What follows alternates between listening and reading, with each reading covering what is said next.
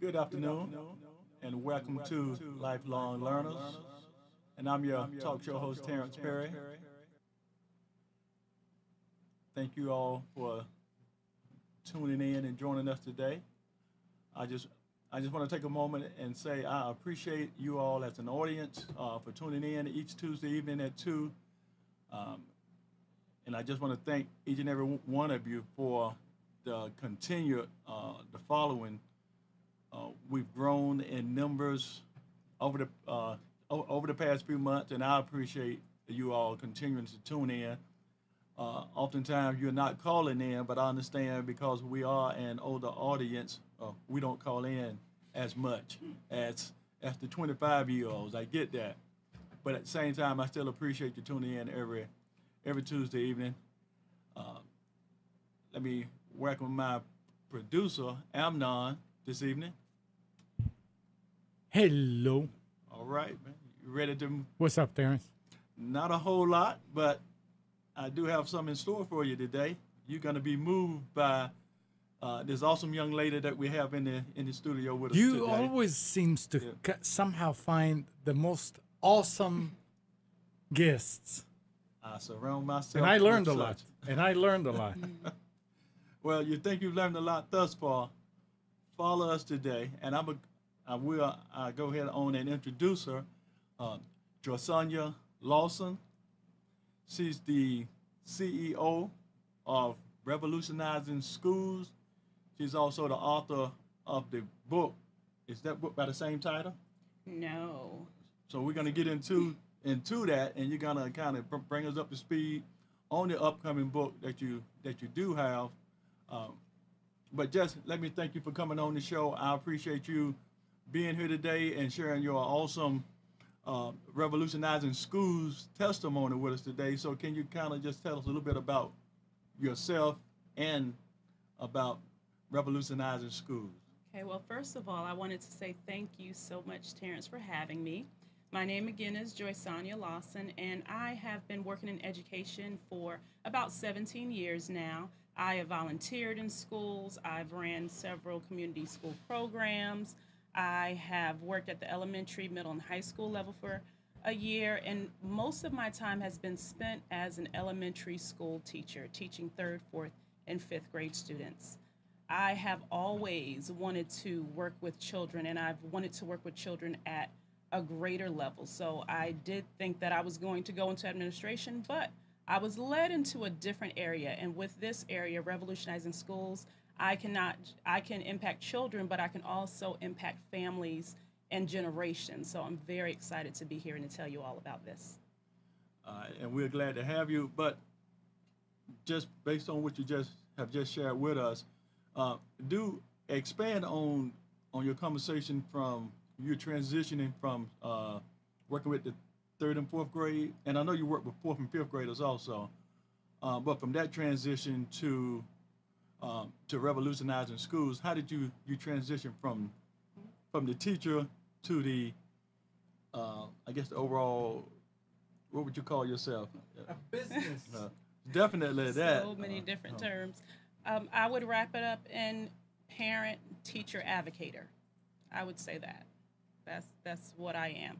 But actually, I am still teaching because I do believe that it is important to start from the bottom up with parents and teachers. I've been doing this, like I said, for about 17 years, and I knew that I wanted to impact even more children. And I believe that most decisions that we are making in education, they come from the top down. But the change that we really need in education, it really needs to come from the bottom up with parents and teachers. With the statistic today that 66% of third graders at the end of the school year, they are reading below grade level. And many jails are using this information for enrollment. And it has been very, very on point with their enrollment. We have to do more. So if 34% of students are reading on grade level, why would we leave it all up to teachers? Teachers are overwhelmed. They are tired. They are doing the best that they can. It is important for parents to work with teachers, for teachers to work with parents, for all of us to work together in order for this to come up. You know the saying that you're a the jack of all trades and the master of none. Right. Teachers take on so many responsibilities that were never meant for them to take on. And when they do, it's not done as well. There's such a burden there. And it's so important for us all to learn to work together and effectively. And that's what Revolutionizing Schools is going to help do from the bottom up with parents and teachers. Okay. So take us a little more in depth into when you say from the bottom up, bridging the gap between the parent and the teacher. What is that gap that's being left open that need to be brought closer and bridged between the parent and the teacher? What's happening there that definitely needs to change? Well, as an educator, I know that going into the field, less and less I personally contacted parents. I'm thinking, well, parents are busy, they have so many things to do. So I personally tried to handle everything that I could, which many teachers do. Many times it's easier just to handle things ourselves. But as a parent, I know that many times in the school system, the teachers didn't reach out to me as much as I would have liked them. So you many times just trust the teacher and just think that everything is okay. And there's just such a disconnect there. So on the education side, teachers definitely, we need to reach out more. And that's exactly what I have been doing. But also with parents, we don't teach parents how to help their children at home. And that is a key. If this is something that the teachers need, it's important that we provide that support for parents to teach you how to help your child at home. So Revolutionizing Schools, there are 3 goals for the parents, and one is to help you advocate for your child in the public school system. That is so important, making sure that your child's teachers know that you're involved, that you want to know what's going on, that you will do whatever is needed if you know how. Also, understanding the school system can be very, very tricky. So it also helps to help parents understand the school system and the different laws and what's going on and how to best advocate for your children. But also the third level is helping parents balance their careers and their child's schooling, because we understand that parents are tired. When I get home, I'm tired, and I still have children, and I have to make sure homework is done and make sure dinner is cooked. So it is definitely a balancing act, but we can definitely work more together than what we have been working together. So revolutionizing schools in and of itself is that you've taken that piece out of the school system in order to help the parent and teacher understand how to utilize that in the school system. That's the piece that you're doing. Before you answer that, let me just let the callers know that we do want you to call in today at 919-518-9773. We have Joycesonia here with us today. She's here to answer your questions, also your concerns you may want to share. She can answer some of those. So feel free to call in again at 919-518-9773. All right. So I think we talked a couple of days ago, and you said that at some of the schools they're not even having PTA meetings. What's up with that? Because I've always known from my past experiences that the schools had the PTA meetings and the parent and teachers, they did meet. What happened with that? Well, this summer, what I did, I went around to parents and I asked questions. I gave parents a survey to find out what their biggest issues were in school, but also I wanted to know about PTA. And many parents didn't even know what PTA meant for, what it stood for. So right there's a disconnect. If parents don't know what PTA is for, why would we expect parents to join PTA? So that would be something that schools can do better. But I'm also looking at specifically giving parents and teachers a voice. As an educator, when I started teaching, I felt like I lost my voice. I felt as if my voice didn't matter. I was just doing this job. And I believe that many parents feel the same way. So I am going to the parents. I'm talking to them. I'm talking to teachers to find out what don't you know, and that those are the things that will be addressed on the site. So from me just talking to several parents this summer and recently, many of them don't even know what PTA is for except for just to raise money. You hear about PTA when it's time to raise money for something, but other than that, why would you get involved if you really don't know what it's about? So talking to parents and finding out what they know and what they don't know, that will be the start. And that's something that we definitely have to work on. Now, you have a slogan that I recently heard you mention. I'm not a superwoman. You're not a superman.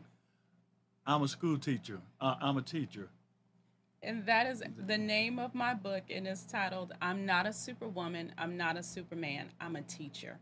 And actually, this is what started Revolutionizing Schools. Okay. Months back, I want to say it was May, I'm sitting here thinking, and I definitely love my job being a classroom teacher, but I felt that my voice wasn't being heard. I felt that people were always trying to tell me what to do in education to help children, but I didn't have a say so. And so after really years of feeling this way, I decided to do something about it. So I wrote a book, and that is what the book is about. It's basically what I have given up in my personal life in order to help children learn. And no educator should have to sacrifice their own family in order for their job, but many educators do it all the time. We don't say anything, we don't complain. We're looking at the children. And I realized that I can't keep going like this. I can't keep denying myself and my family for others, but then you don't want the children to suffer. So what I decided to do was to help parents get more involved, because that is really the change that we really need to see. We don't need to see another program. We don't need to see another curriculum. We really need for parents to get involved in this in order to really help children learn. And that's the reason for revolutionizing schools, to help them get involved, because if you don't know how, then it's hard for you to do that. So how do you and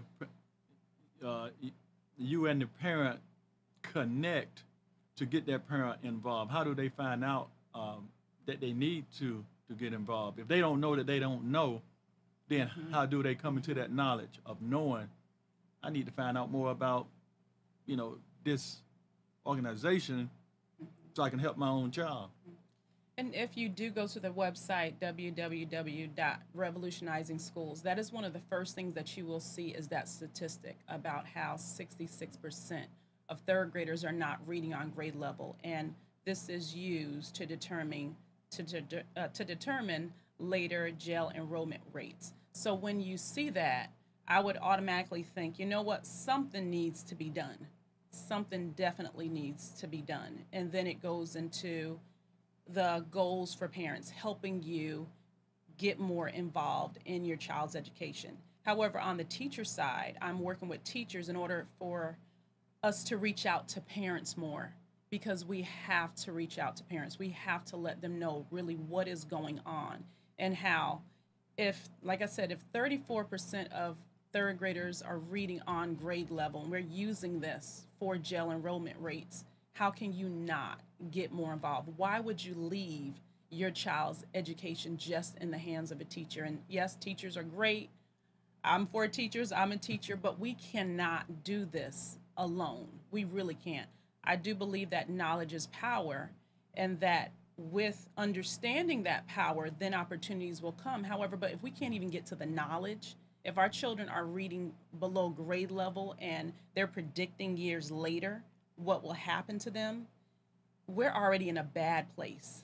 And we have to understand that. We have to do something about it. And like I said, I believe that change starts from the bottom up. If we're continuing to wait on someone else to do it, it's not going to happen. We're going to continue to get the same things that we've been getting. So I know I'm tired, of doing this all alone. I'm getting weak, and we're losing so many good teachers in the field. I know teachers, we can retire at 20 years. And I know teachers who are leaving at 19 and 18 years because they want more, they want to do more, but they don't know how. And just the weight is just too overbearing. So we have to do something. We have to understand these statistics, and we have to move forward. Amnon, you have a question? I was just going to say, I mean, just in the direction of Terrence's shows, you're not just talking about minority kids. It's across the board. Yes, definitely. However, if you do look at minority numbers, they are much higher. They are much higher. So, and that is a portion as far as reaching all children is very, very important. And so we are going into the community to do presentations, back into schools to do presentations for parents in order to help parents help their children. So we're reaching out now in that area. Important, very. Let me ask you, let me share this, that now we talked about, I said, if you could do a retreat, where would you want to take, with school teachers, where would you want to take them?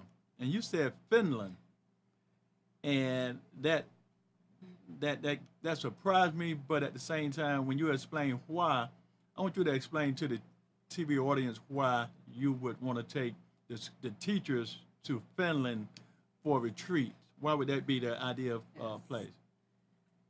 Finland has the highest test scores of all industrialized areas.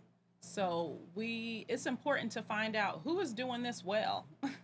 And we need to model after whoever that is doing it well. They do not test students as much as we test students in the United States. Teachers are paid well, and that is important. Teachers feel valued, and that is definitely important. Parents don't have the concerns that they have with our public education system. So if we want to do it right, we need to look at who is doing it right. And I believe that we should model after them. So that's the ideal place that I would take teachers for retreat. So where would you take the parents? where would the parents? She may tell you. In order to get parents involved anywhere they want to go, and that has been the struggle with getting parents in the door in order to give them the knowledge. And unfortunately, sometimes you have to tell them the dire statistics before we realize, hey, this is really a problem. Even as late as last year, I had parents come into my classroom last year and said, oh, you're a firm teacher. I know my child is going to do well with you. Thank you for your service. I know my child is going to be fine. My child is in good hands. And I respected that, but I didn't see the parent the rest of the school year. The parent really just left everything on me because he felt comfortable with me. And that's definitely not what we should do. Even if we feel comfortable, we really need to get involved. I wanted to add one more thing to what you're saying is it's very important also for the parent, because parents today, with the way that things are going, they sit with their kids to help them, and they're learning too. A lot. Definitely. We're going to be addressing Common Core on the site, but with the Common Core standards, many people are a little hesitant just because of what we've heard about Common Core. But my story is that I went to China. I went to Dandong, China for 2 weeks, and I taught at an orphanage. And in China, these are their throwaway children. They did not have electricity most of the day. They had to grow all of their food. And I'm going to tell you, the orphans who had one pair of clothes, maybe, they were smarter than our AIG children. And that was scary. So this was back in 2008. And when I came back, I said, something has to be done, because when our children graduate, they're going to be competing with them. And most likely not even them. If these are considered their lowest and we're competing against their best, there is no competition. Something has to happen. So when we when Common Core first happened, I was relieved because I said we actually do need higher standards here if our children are going to compete. However, Common Core, it is harder to understand because we're not just teaching children how to get the right answer.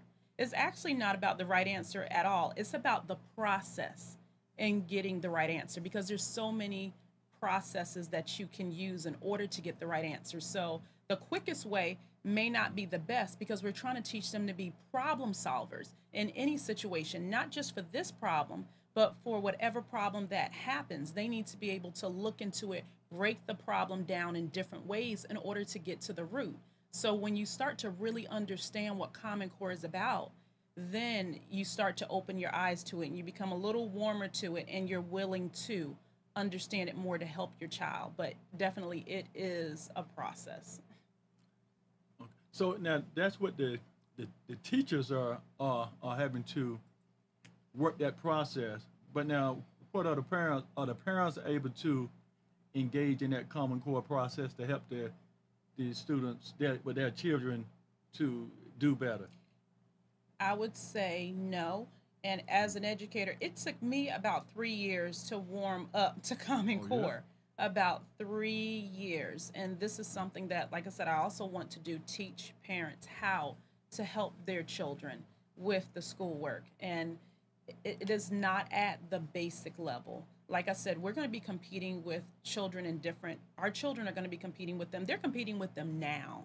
So we have to be able to help them. And with Revolutionizing Schools, it will be helping parents to understand these standards and more so understand why we have them. Because I know for me, when I was in school, if the information didn't make sense, then it was harder for me to understand it. But as I am learning all of this, I understand why it's important. And I believe that I can help parents understand why it's important and why we're doing it. Like I said, it's no longer about just the right answer. Anybody can get the right answer. You can take a calculator and get the right answer. It's about the process because we want the children to be able to become problem solvers. And in order to become problem solvers, you have to be able to take problems apart. And that's more what Common Core is helping to do, not just get an answer. Okay. Now, American schools are not, well, okay, they're not up to standard, but also they're not paying teachers accordingly. And even in some of the classrooms, they have large classrooms, and they don't have a teacher's assistant. So, I mean, what's going on with the American schools to where they're just not putting anything into the school system, but they want to get some out of it. What can we do to alleviate that problem, bring it to a solution? Because we've talked about this for decades, and it's not that they don't see the problem, but why are they not investing in schools and school teachers? And I do see school teachers with not just bachelor's degrees, but with masters, and they're not getting paid. They're not getting their worth. They're not getting paid according to their worth, and they're not being treated. When you put one teacher in a classroom of 25 students, how do you expect that teacher to maintain that classroom without some help? You're absolutely right. And I would say that for most teachers go into this profession because they have a passion for teaching. No other reason. We do not go in the profession for the money or anything else. We want to help children learn. However, I do believe that many times that's taken advantage of. We do understand that in order to respect something, we put our money behind it. If you respect something, if you value something, you're willing to invest in it. However, teachers, we're going to do our job regardless. It means many times we go above and beyond regardless. And we're going to do it regardless of the pay. And that is known. We know that. So what if teachers go on strike for a day? They just stand outside the school, hold up sign, and don't go into the classroom. Of course, it's going to affect the students. We know that. But also, there have to be, teachers are suffering from compassion burnout.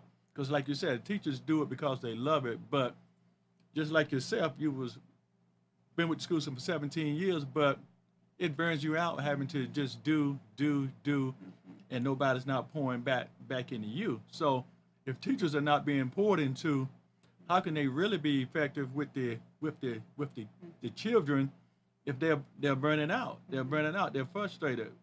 What if they took a day or a couple of days and just stood outside the classroom and asked for? Because the only way you can get things done is you got to do something that's dramatic, I guess, to make people recognize and hear you. And I heard you say earlier that you didn't feel your voice wasn't being heard when you went into the classroom as a teacher, when you took on that role. Many teachers feel the same way. Well, this Protest. is something that is talked about a lot more than we hear. There are states that are union states and there are states that are not union states, and we live in, well, I work in a state that we cannot have unions, so our jobs are on the line if we do that. And teachers think about that because many of us, we have children, we have families to support. So when you look at that, okay, if I do this, which would look bad against your school and your school system, I could possibly be risking my job, and then I'm not going to be effective I'm not going to be as effective for children. So we think about that and we make our decisions based on what's best for the children. And we put that first instead of putting ourselves first. And many times this puts us at the bottom of many totem poles. But sometimes it's sad. I think sometimes you have to put yourself first, not being selfish, but for the greater good of the students. Because when you look at the overall, this particular class may suffer some for the greater students that's to come behind them.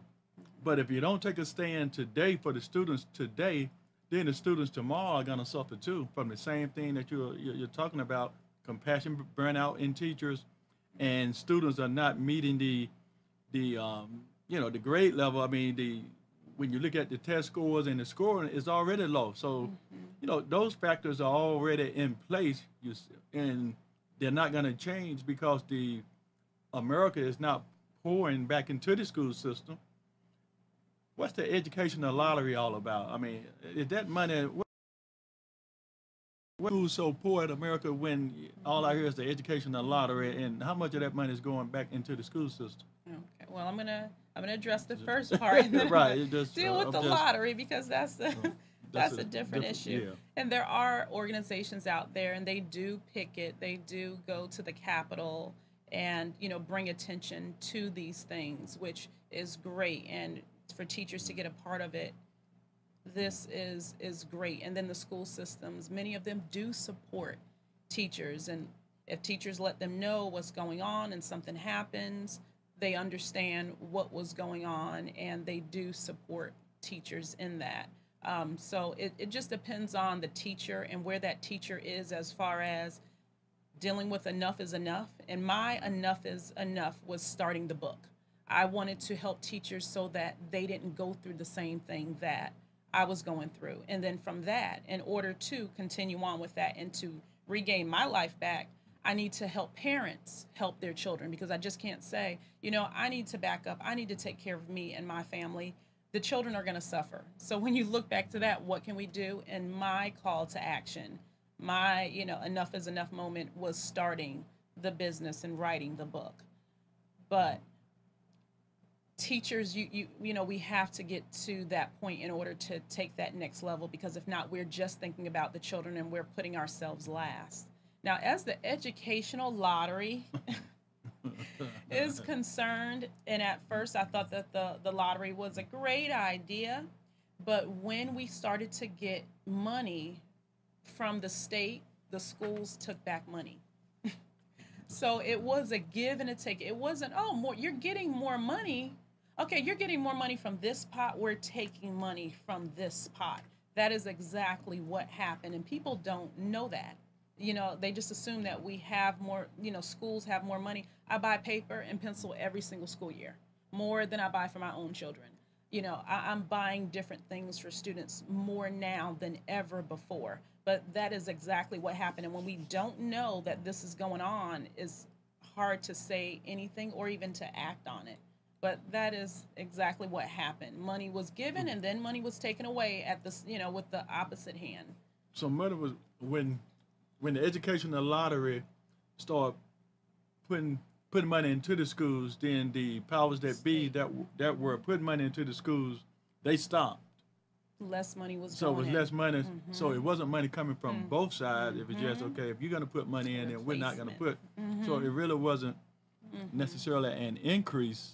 It was just another hand putting in as another hand was taken out, robbing Peter to pay Paul, and Paul to pay Peter. For that matter, let me ask you now. You did some writing also with what is it? Chocolate. The Chocolate Informed. Informed. Yes. That's magazine. Yes. And now, did you write in I guess in one of the stories it was another school killing? Yes. Can you elaborate on that a little bit? What prompt that? And we know, I mean, there are killings, but just tell us a little bit about how you came to write about that and the magazine. Well, this actually started the writing process for me. I wanted to get my voice heard. I wanted people to hear from an educator's point of view, because many times we hear from the parent's point of view, but we don't hear from an educator's point of view. So I went to an event in Raleigh and I met a magazine owner. And I told him, I said, I'm going to write some articles for you. And I'm going to write them from the teacher's perspective, because I feel that my voice is not being heard. I'm so busy with working with students all day, and many times not leaving until 9 o'clock at night when the building closes. I feel like you're too tired to do anything else. But this was the beginning of, I want my voice to be heard. So I did talk to him. And right at this time, there was a situation in Delaware where a girl went into a bathroom and she was beat up and she later died. And one of the things that I want to do is to get into the communities where the parents are that I'm definitely trying to reach. So I wanted to reach out to communities that I would find the parents that, that I'm talking to. So the Chocolate Informed is a magazine that more of my parents and more parents that I want to reach, they would read. So it's important for me to go out into where they are in order to reach them. So I wrote this article about television being an influence in the violence that is going on in schools. And what was going on was that while this was happening, we were blaming schools. Well, the school should have did this and the school should have did that. And my thought is that the children are coming from home. They only watch what their parents allow. When my children were growing up, they didn't watch television during the week. They watched television during the weekend, and we read. We would sit for an hour and we would read. And that's just what we did. They didn't know anything else. So there were certain things that my children weren't exposed to until they went to school. So my voice was their main voice. And many times when we do allow them to watch television to calm down or to just relax, what they're watching gets into them. And we cannot deny that. And so this was a way of reaching out to the community saying, parents, hey, there are children. We have to make sure we're monitoring what they're watching, what's on their phone. If we're paying for it, right, I have every right to go into my child's phone. If I'm the one that's paying for it, my television cuts off at a certain time at night because I'm paying for it. So I am the one that's in control. And when they go to school, they're a representation of us, of parents. So it's important that we don't push that off onto someone else, but we take responsibility for our children. And it was also helping parents. It gave parents steps to help their child. And that's exactly what I wanted to do. We're in this together. It's not a me against you, because before I'm a teacher, I am a mom. And so what can I do? What can we do in our communities to help our children? And I don't think that's, I guess, reiterated enough a lot of times, that the kids are watching, I call it junk food for the mind. But not only is it junk food for the mind, that's what gets in their spirit. And if that's what's getting in their spirit, then that's what they bring it into the classrooms. So you got disruption and bullying and all that goes, that goes behind that. But the teacher having to deal with that you can't teach when you're having to constantly defuse or de-escalate disruptive behavior. You find yourself not teaching but just monitoring behavior. So you might have 15 or 20 students that's trying to learn that can't learn because you're having to discipline little Johnny constantly.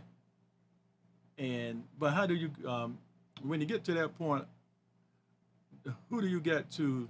Do you all use the resource officers at that grade level, or is that when do they come into the picture, and how does the dynamics change when you got disruption in the classroom, and then you got to call a resource officer to come in, handle the situation.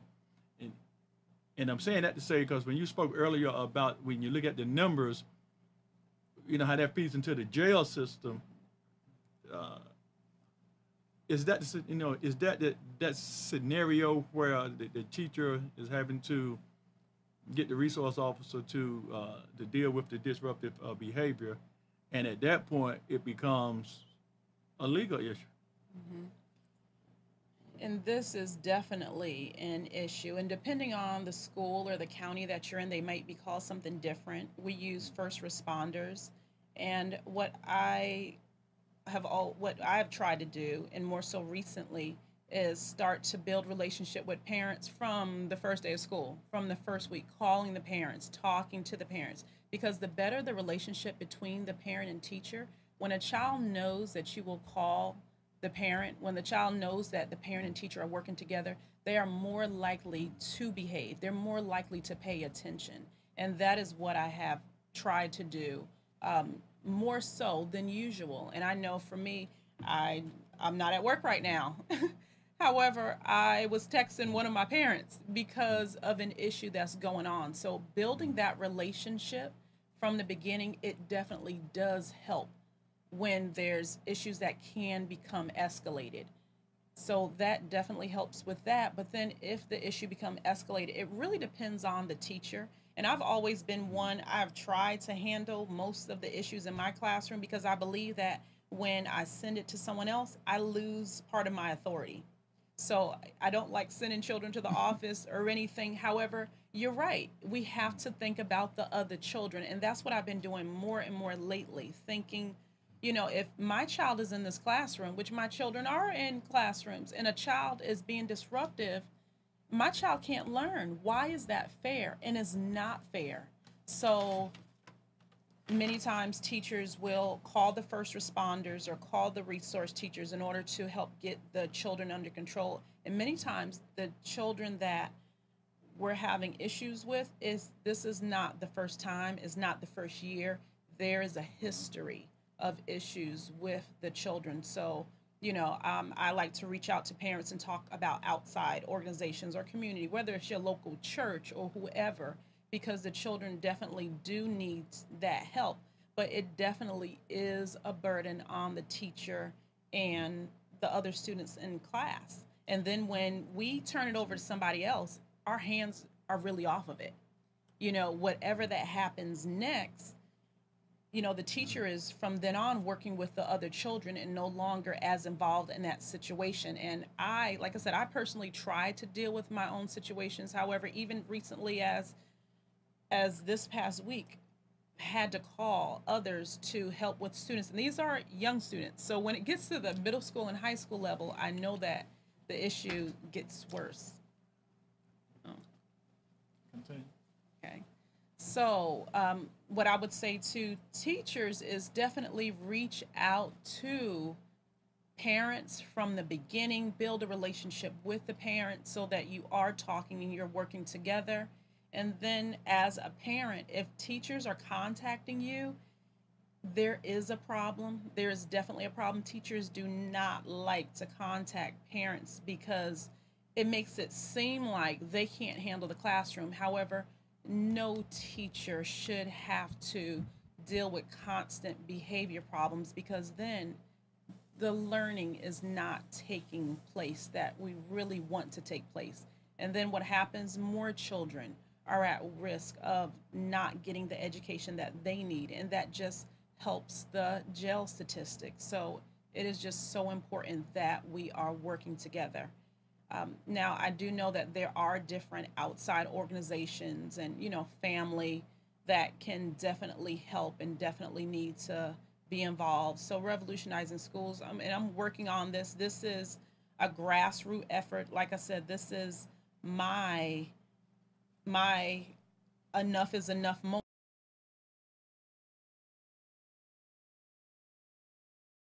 What we have been doing, it's not as effective, as definitely not as I want it to be. So that is something that I'm doing, but I definitely need parents to get involved, to go on the site, to let me know your issues and your concerns, as well as teachers as well. And then we can work together, because we are the ones who are the most impactful in a child's education. Things come from the top down, but at the same time, the children see parents and teachers every day. They don't see, the school board member or whoever that might have an idea of what's going on. They see us. So it's definitely important for us to work together. And that's what the site is going to help do, but only if parents get involved in letting me know what is going on. And I work with the teachers and the parents in order to provide resources so that we can work together.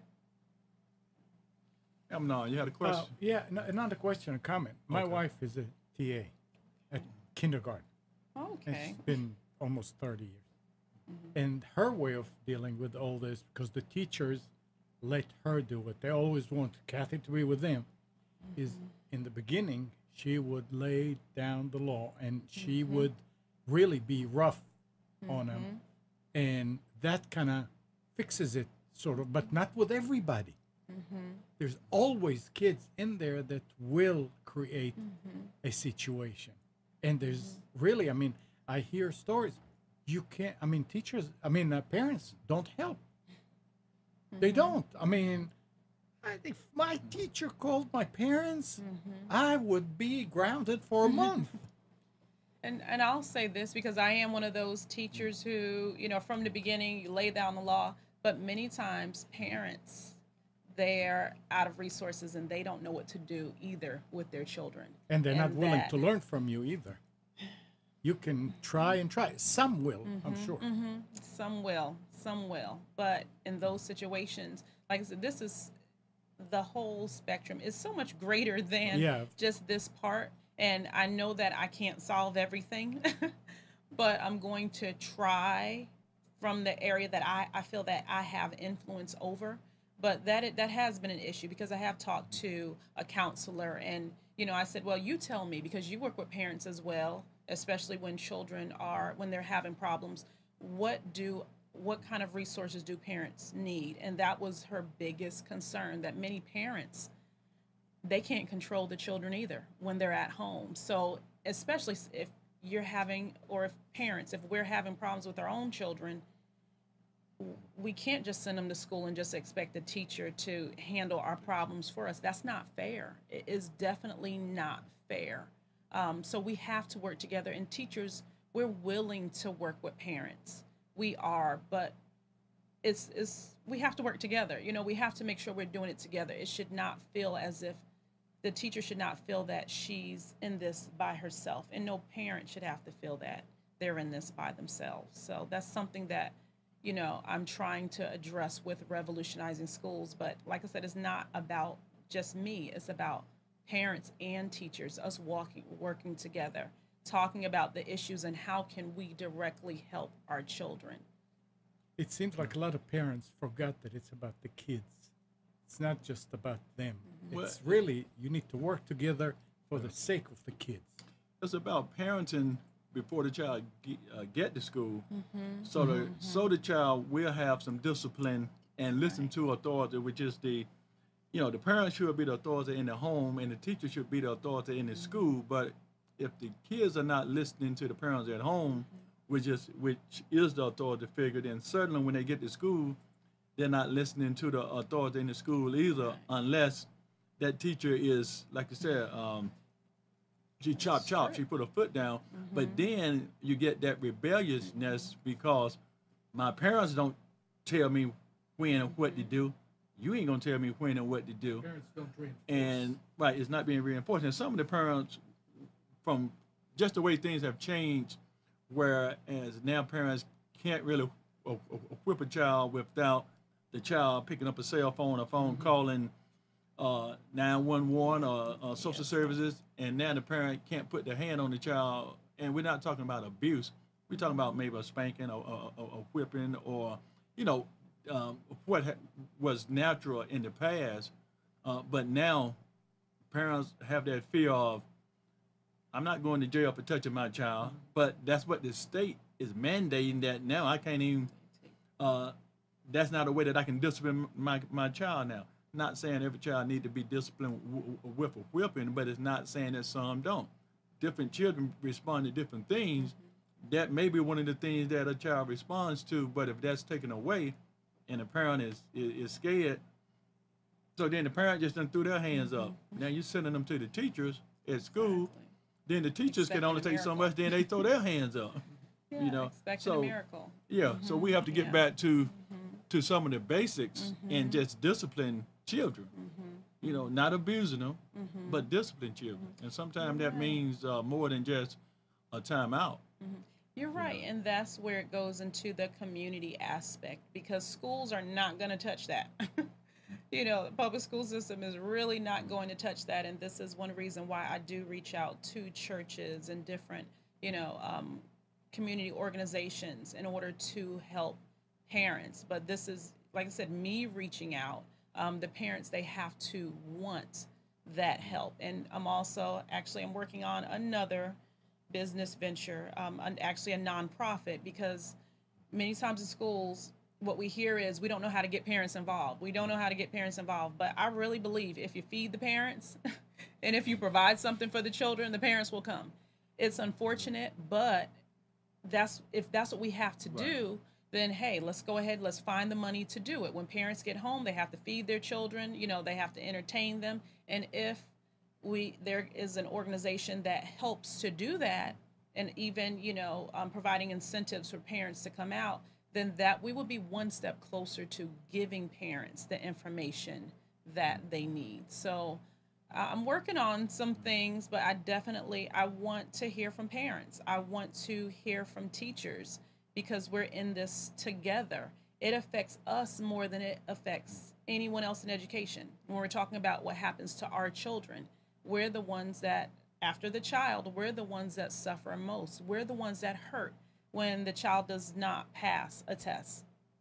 So we have to work together, but this is not just the school thing. Like I said, the community, we have to get involved. And I want to, like I said, not just help children, but help families and help generations, because it's not just going to hurt the children. This hurts our families. It hurts communities. And if it hurts for generations, then this is just a cycle that's going to continue to go on and on and on. So if we're not working together. Yeah, and if we're not able to compete, like I said, if we're not helping, then we're not going to be able to compete with the Finland schools and the other schools that you talked about outside of the United States. They're, those children are getting what they need. So why can America do the same when they are supposed to be the quote unquote, you know, data powers that be that everybody's looking to as being the forerunners of doing things at I guess a higher standard. But when it comes to the school system, they don't even have a standard, or the standard is so low it's not beneficial to, you know, the teachers. And let me ask you this: while we're on that subject of the teachers themselves, when they're doing all that they can on less, are we seeing any stats on teachers suffering from depression? I'm gonna say suicide, because like I said, when you start to burning out and not feeling like that you would get anything back, and you're pouring in so much, that's got to be devastating. And there should be a trend, a study or a survey of some that can show that the suffering of the teacher. What's the end? Are we hearing anything or seeing anything in those results in teacher burnout, where they are suffering from depression or I'm gonna say medication, self-medicating, anything that, you know what I'm saying? There got to be some negative side effects to compassion burnout is what I call it, because you know they're so compassionate about helping the kids in the school, but they don't have anything to work with. And I'm glad that you brought that up, Terrence. And I don't think there's enough data out there on this, but I know several teachers and administrators who are on depression medication.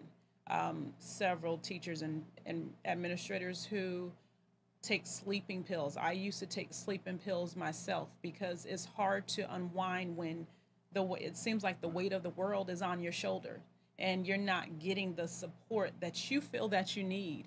And you're not even asked.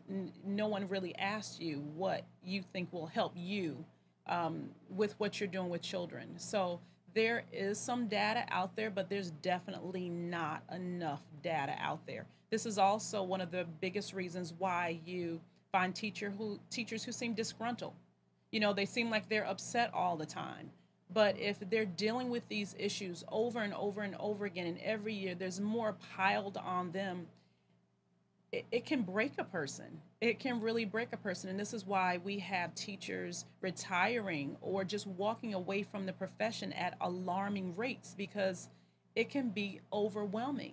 I want to say I started to deal with burnout my first year of teaching, my first year. And I have looked into leaving the profession. However, I've dedicated my whole life to the profession. Even before I started teaching as a profession, when I was younger, I was teaching.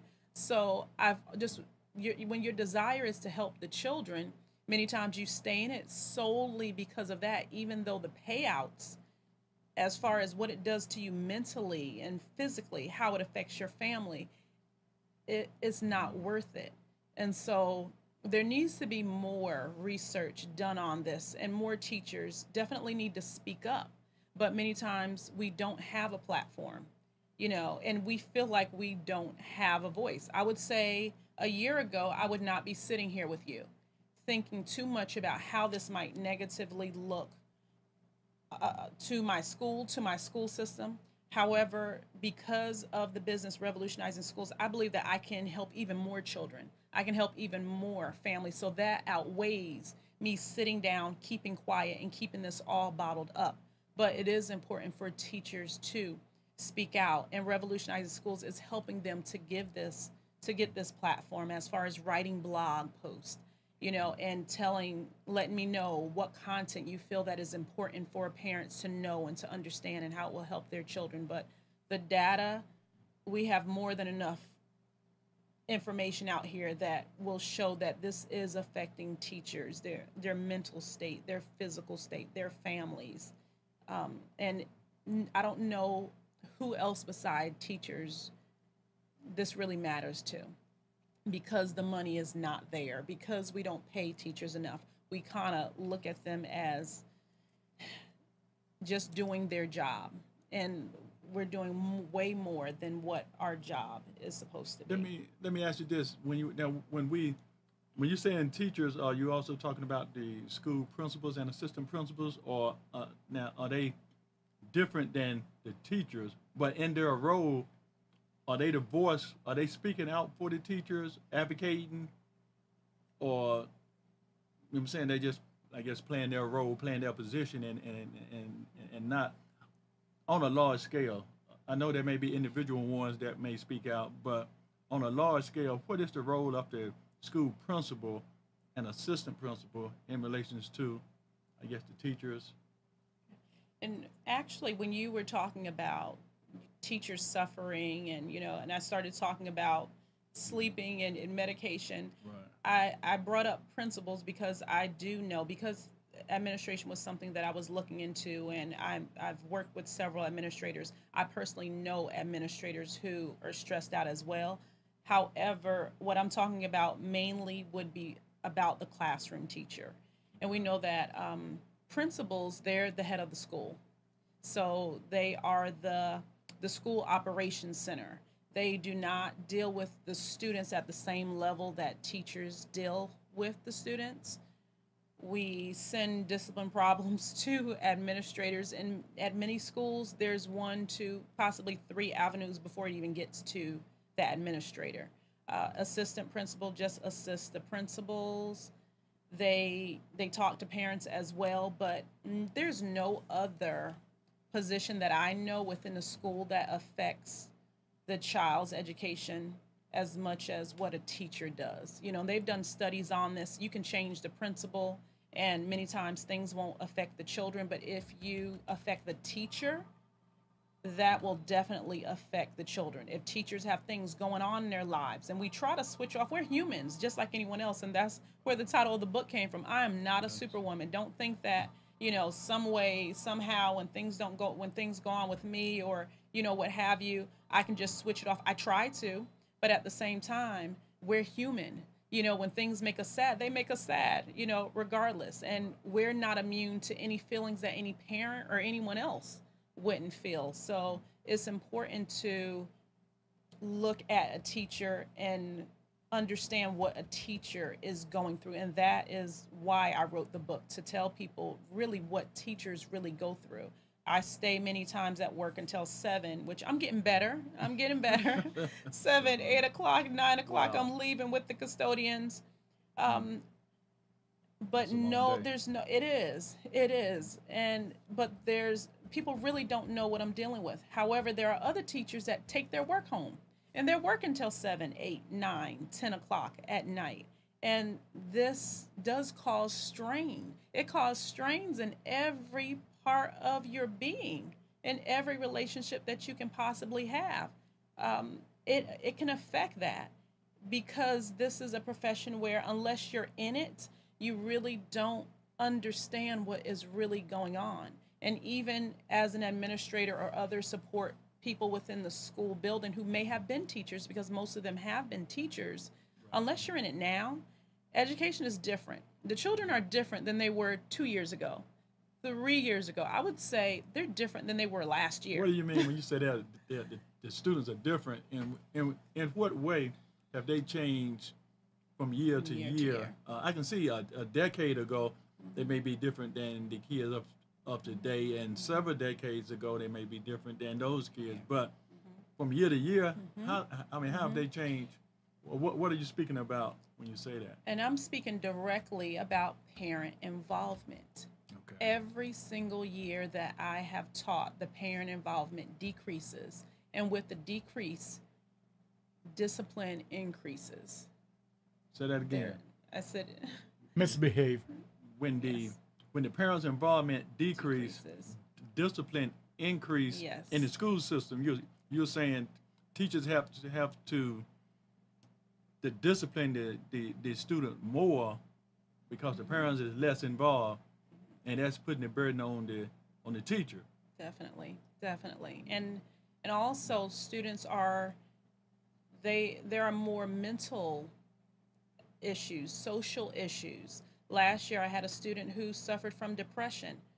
20 years ago, you know, even 10 years ago, I don't remember any student that was diagnosed with being depressed. So children are dealing with things that I didn't deal with when I was a child in school. My biggest concern was getting good grades because I knew I wanted to be a teacher. So children, they're coming to us with more issues, more problems that we are not equipped and we were never supposed to manage and handle. And it affects us because we don't know how to handle them many times. And if the parents are not letting us know, and many times they don't, many parents are embarrassed. So they don't let us know until at the end. I didn't know about this situation until the end of the school year. And I'm thinking, I should have known this earlier. I work with your child for his most awake hours of the day. And you didn't tell me this? And, you know, So let me ask you now. So when do an IEP come into place? When the child is either acting out or showing emotional or behavior issues, when do you implement that IEP and bring that parent in uh, to deal with that, you know. Well, there are several steps that have to be taken into consideration and several steps that we have to go to before an IEP is even talked about. And the first step is parents and teachers working together, talking to each other. There has to be documentation saying that parents and teachers have been reaching out to each other in order to talk about the situation that the child is having. So that is the first step. No IEP will even come about if the parent and teacher, if they're not communicating. From there, it will go up to the next higher level, and in many schools, you work with your grade level in order to come up with solutions to the problem. The teachers are brainstorming with, other teachers from that grade level, and we might bring in a counselor or whoever to come up with some type of program or some type of resolution for the child's problems or issues. We share that with the parent, and this has to be in place long enough so that we can truly say, "Oh, this didn't work. We need to go to the next step or the next level." And then it continues to go up until it gets to psychologists and counselors getting involved, and then the student being tested. And then many times when they are tested, that can end it also right there. Or this is saying, hey, we need to put into place legal documents for this child to help the child. And many times this process is not an easy process. It can be a very tedious process. So many times the work involved, teachers are pushed away from it because it's more of a load on the teacher. And so, yes, it is more work on the teacher. So teachers try to exhaust every opportunity that they possibly have before going to that route to continue up with this. And we feel that many times we can save the world. Going into education, I felt that I could save the world. And to some extent, I still do. And that's why I continue to do what I'm doing. However, I really believe that the way that we're going about doing it and not getting teachers and parents as involved as we can is not the way. And this is why I started Revolutionizing Schools. Okay. On that note, can you tell teachers and parents how to get in touch with you regarding Revolutionizing Schools? And is there a way they can get in touch with you on social media, email, phone numbers, and such? Well, the best way to get in contact with me is definitely to go through the website, www.revolutionizingsschools.com. I am also on LinkedIn, and I'm on Facebook. I can't say that those are the best ways. Facebook is not the best way. Twitter, you can get in contact with me on Twitter. But if you go through the website, the links are right there. And also the contact me page, that is one of the best ways to get in contact with me right now.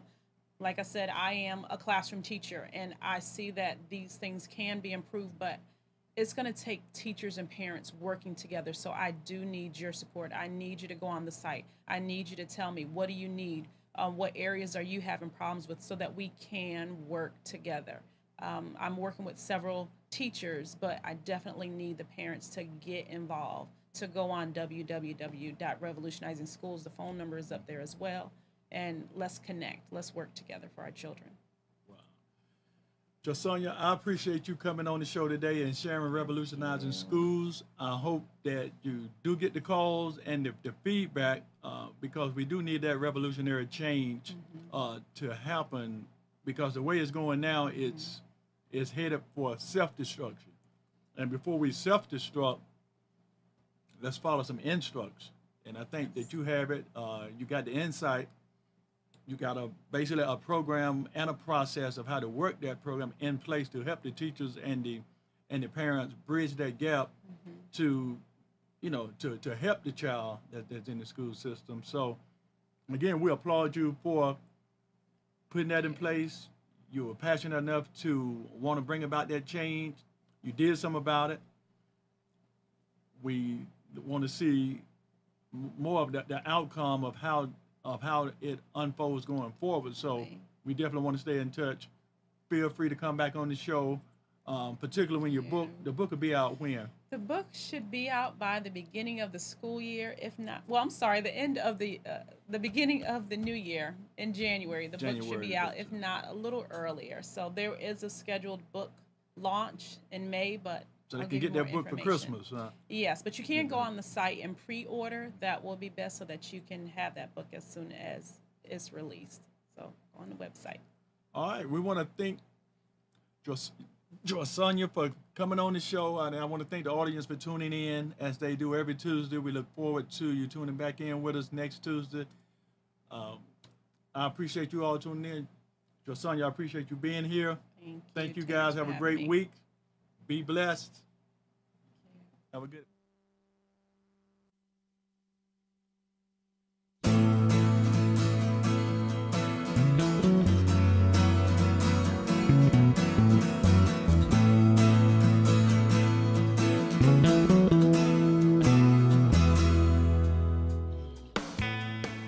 You are tuned to the Nissan Communications Network.